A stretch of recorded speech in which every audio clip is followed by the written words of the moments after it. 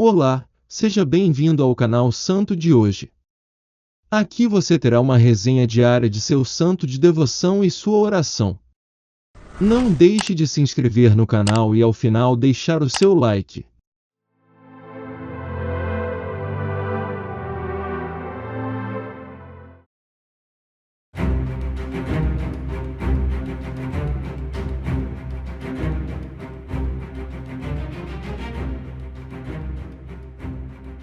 São Ambrósio, bispo de Milão e doutor da Igreja. De uma proeminente família romana, Ambrósio nasceu em 340 na Gália, onde seu pai era governador. Em sua juventude, testemunhou sua irmã, Santa Marcelina, beijando a mão de um bispo, e ele também fez o mesmo, dizendo: "Um dia, serei bispo também." Aos 34 anos, Ambrósio foi ordenado bispo e imediatamente se dedicou ao estudo da Sagrada Escritura e dos autores eclesiásticos. Ele havia estudado direito e retórica em Roma, o que o levou a ter uma carreira notável, atuando como advogado consular, conselheiro do imperador e governador das províncias de Emília e Ligúria, com sede em Milão. Uma eleição crucial. No ano de 374, o bispo da cidade de Milão faleceu, e a população se dividiu em dois grupos para escolher o sucessor. Os católicos desejavam um líder fiel ao Papa, enquanto os arianos defendiam um seguidor diário. A tensão cresceu tanto que ameaçava levar a uma guerra civil. Para restaurar a ordem, o governador Ambrósio teve que intervir. Ele posicionou suas tropas na praça e acalmou a agitação. Entrou então na catedral, acompanhado por uma escolta, para supervisionar a eleição. Sua ação eficaz acalmou os ânimos exaltados. Ele se posicionou de forma visível para todos, e em certo momento, uma aclamação surpreendente ecoou: "Ambrósios Episcopos! Ambrósio seja o bispo!" Mas de onde veio essa surpreendente aclamação? Foi um jovem, tão pequeno que ainda não sabia falar, que deu o primeiro grito. Surpreendida e emocionada ao ver seu filho proferir suas primeiras palavras. E que palavras! A mãe se juntou a ele, e logo outras vozes se uniram.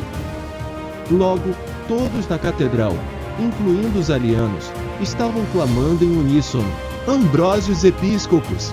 Ambrósios Episcopos! Eu sou um pecador! Eu sou um pecador!"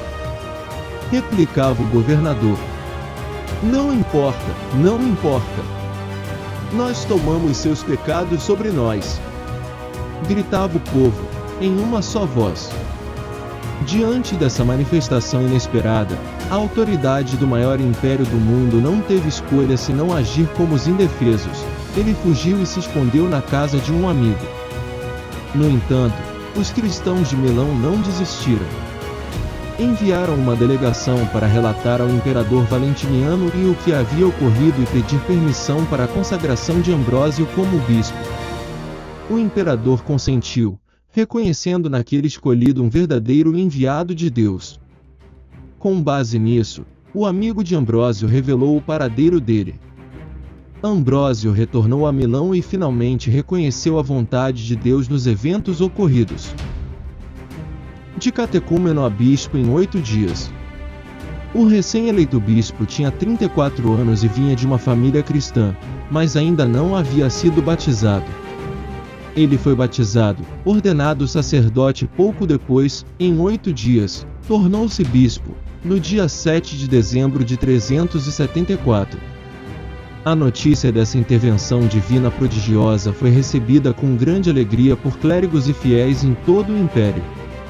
Transformar um homem de catecúmeno em bispo em apenas 8 dias, sob a orientação do Espírito Santo, não foi uma tarefa difícil. No entanto, como transformar alguém que há uma semana era um catecúmeno em um líder espiritual? Essa questão é fascinante e ilustra como a graça divina, quando correspondida devidamente, pode realizar maravilhas. Apesar de sua riqueza, Ambrósio não era apegado aos bens materiais deste mundo. Ele doou as terras que herdara para a igreja e compartilhou outros bens com os pobres, reservando o restante para a Igreja. Abandonou cargos influentes no governo, seu status social proeminente e sua vida familiar para se dedicar inteiramente ao serviço de Deus. Livre de preocupações terrenas, o novo bispo concentrou-se no estudo das Sagradas Escrituras e dos autores eclesiásticos, particularmente São Basílio. Enquanto estudava, também começou a pregar. Em apenas 3 anos, ele lançou as bases de sua prolífica atividade de escritor, que o tornou conhecido como doutor e padre da Igreja, com a publicação de obras como As Virgens e As Viúvas. Rapidamente, ele se destacou como um defensor da luta contra o arianismo e o remanescente do paganismo naquele período. Ele triunfou sobre ambas as correntes, silenciando a heresia e conquistando a Itália inteira para a fé católica. Ambrósio também demonstrou grande responsabilidade na seleção de candidatos para o sacerdócio. Sua vigilância nesse assunto lhe conferiu uma notável capacidade de discernir quem era adequado para a ordenação. Por exemplo, pela maneira como alguém andava, ele poderia rejeitar um candidato, acreditando que os movimentos desordenados do corpo eram reflexos de uma alma desordenada. Confronto com o imperador. Em 379, Teodósio I, também conhecido como Teodósio o Grande, assumiu o trono imperial. No ano seguinte, ele proclamou o cristianismo como religião oficial do Estado e proibiu os cultos pagãos. Apesar de uma amizade próxima, diferenças surgiram entre o bispo e o imperador. Ambrósio defendia a independência da Igreja, enquanto Teodósio favorecia a do Estado. Durante uma rebelião em 390, um comandante militar em Tessalônica foi assassinado. Sob a influência de um conselheiro intrigante, Teodósio tomou medidas severas contra a população da cidade, resultando na morte de 7.000 pessoas, independente de sua culpa ou inocência. Esse massacre provocou indignação em todo o império. Ambrósio, como amigo zeloso e representante de Deus, não pôde ficar em silêncio. Ele admoestou o imperador, lembrando-o do exemplo bíblico do rei Davi e recusando-se a oferecer-lhe a absolvição. Esse gesto de coragem e moralidade religiosa foi fundamental. Teodósio, comovido e arrependido, procurou o perdão de Deus e buscou Ambrósio. Após uma confrontação tensa, o imperador finalmente aceitou a penitência e fez as pazes com a Igreja. A conversão de Santo Agostinho. Ambrósio exerceu uma influência poderosa não apenas entre as autoridades, mas também entre os intelectuais e os comuns. Sua reputação como um líder espiritual e sábio era amplamente reconhecida. A rainha dos Marcomanos ouviu falar de sua sabedoria e enviou embaixadores a Milão para obter orientação religiosa. Santo Agostinho, um dos maiores pensadores e escritores da história, também se rendeu à influência de Ambrósio. No início resistente à fé católica devido à influência dos maniqueus, Agostinho ainda admirava a cultura e eloquência de Ambrósio. Ele não apenas ouvia os sermões de Ambrósio, mas também passava horas observando o bispo trabalhar e estudar. Com sabedoria e tato, Ambrósio dissipou as dúvidas de Agostinho sobre os maniqueus. Agostinho se converteu, e Ambrósio foi quem o batizou na vigília da Páscoa de 387. Ambrósio se tornou um exemplo do arquétipo do bispo católico.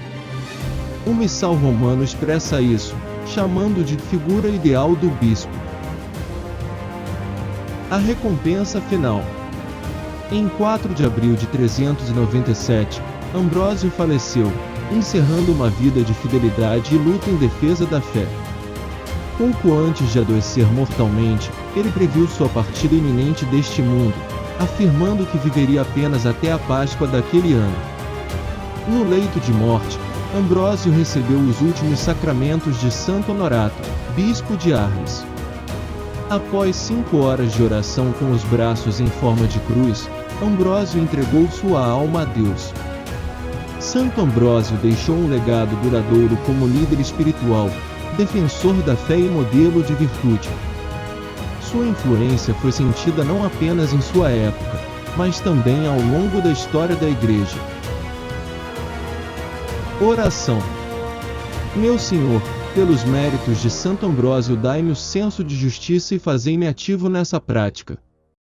Por vossa graça, fazei-me pleno do vosso amor, a fim de que eu possa lutar contra o que é oposto a vossos ensinamentos e consiga implantar o vosso reino a quem me recomendastes. Entrego-vos também as injustiças praticadas contra mim. Santo Ambrósio, rogai por nós. Deixe aqui o seu comentário e não se esqueça, amanhã tem novo vídeo. Obrigado, se cuide e até amanhã se assim Deus quiser.